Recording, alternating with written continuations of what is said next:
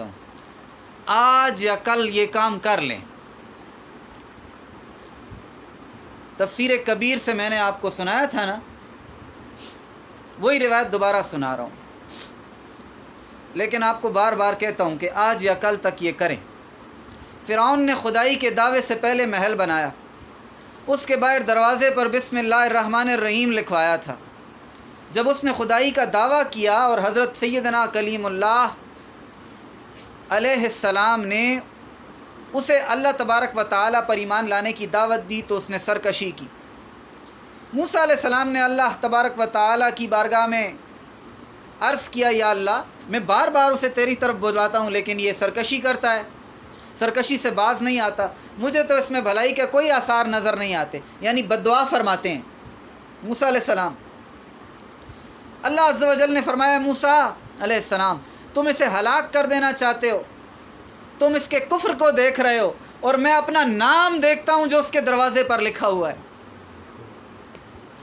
پیغمبر کی بددعا فرعون کو نہیں لگتی جو خدائی کا دعویٰ کرتا ہے، صرف اس وجہ سے کہ اس کے دروازے پر بسم اللہ الرحمن الرحیم رکھا ہے. ہم تو مسلمان ہیں،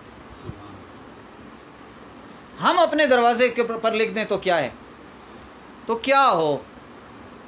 لکھنا چاہیے، کسی کاغذ پر لکھ لیں، مارکر سے لکھ لیں، اس کو پلاسٹک کوٹ کر کے دروازے اوپر لگا دیں. باہر سے کوئی چلتا پھرتا نظر پڑے گی تو نظر پڑنے پر وہ بھی بسم اللہ الرحمن الرحیم کہے گا، جس کی نظر پڑے. دنیا کی آفتوں سے الگ انسان بچ جائے گا. اور یہ برائیاں، پیغمبر کی دعا سب سے دنیا کے سرکش ترین انسان جو خدائی کا دعویٰ کرتا ہے اس کو بسم اللہ الرحمن الرحیم کی برکت سے بچاتی ہے. میں اور آپ مسلمان ہیں، نبی علیہ السلام کے نام لیوائیں، ہمارے دروازوں پر لکھی ہونی چاہیے.